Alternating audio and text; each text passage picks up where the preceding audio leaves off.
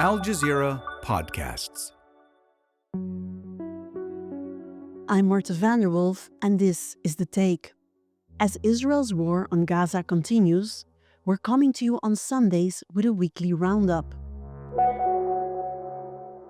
This week, 172 days into a ceasefire, Israel has killed at least 677 Palestinians in Gaza.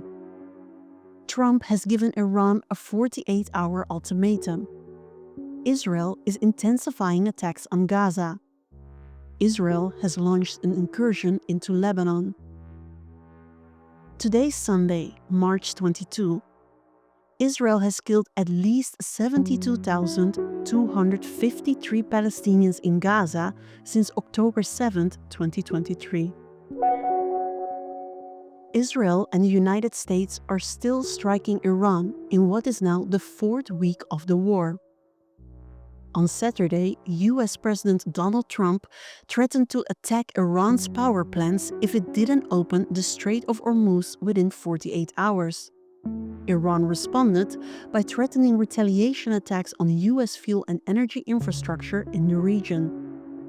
Al Jazeera's Mohamed Vall has more from Tehran on what Trump's threat could mean for Iran. It will disrupt normal life in the country, depending on the extent of the damage that will be inflicted on these power plants. Particularly, he talked about the largest ones, and understandably, the largest one would be those serving the biggest cities, including the capital, Tehran, with several million people living in this city. We don't know how many power plants will be destroyed. The country has lots of them, a little less than 500 actually scattered across the country.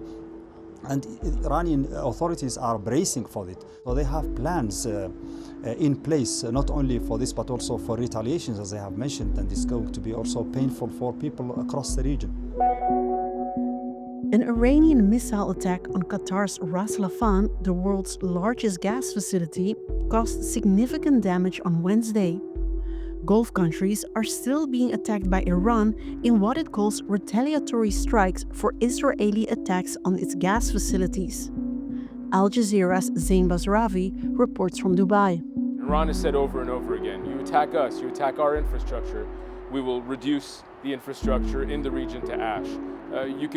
Those are direct quotes from some officials. So certainly a very sobering reality that Gulf Arab leadership is waking up to today after those attacks that we saw on energy infrastructure. And they didn't stop yesterday. It didn't stop with those 5 that they named in Saudi Arabia, UAE, and Kuwait. This, of course, follows on from what we saw at the liquid natural gas facility in Qatar, in Ras Laffan, a major attack that has rendered that facility inoperable for the moment. And the longer these kinds of attacks carry on, the more the risk, not just to security in the region, not just to energy infrastructure, but to oil markets and to this conflict continuing to expand in ways that perhaps are still very unpredictable. On Monday, the Israeli army launched incursions into southern Lebanon after weeks of intense air attacks. Israel attacks Lebanon regularly despite a 2024 ceasefire.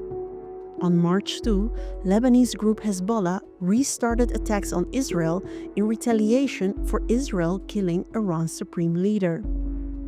Al Jazeera's Zeina Khodr reports from Beirut. South Lebanon is a battleground.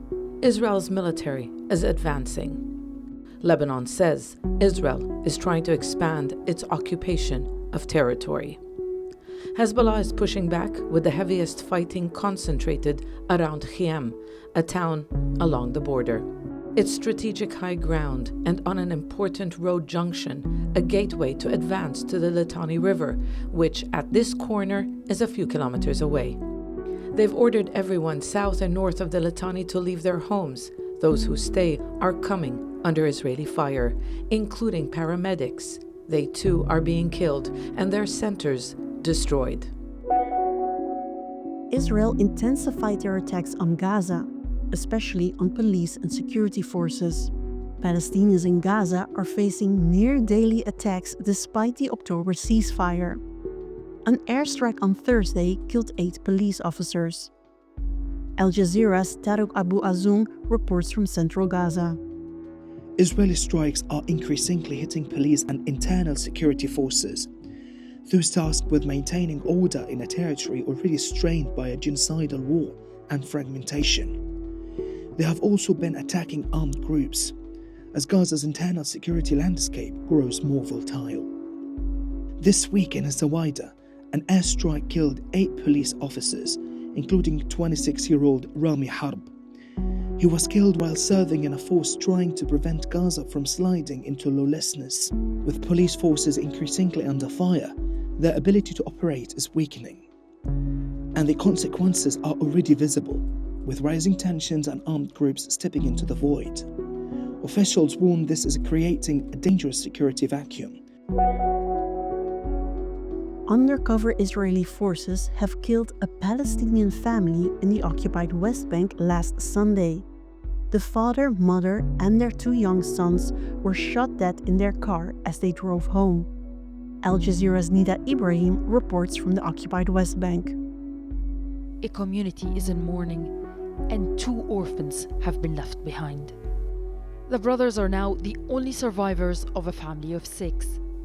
Khalid is 12. Mustafa is 8. Both witnessed the killing of their father, mother, and 2 young brothers. Israeli forces opened fire on their car early on Sunday in Tamun in the north of the occupied West Bank. The youngest child, Mohamed, was 5.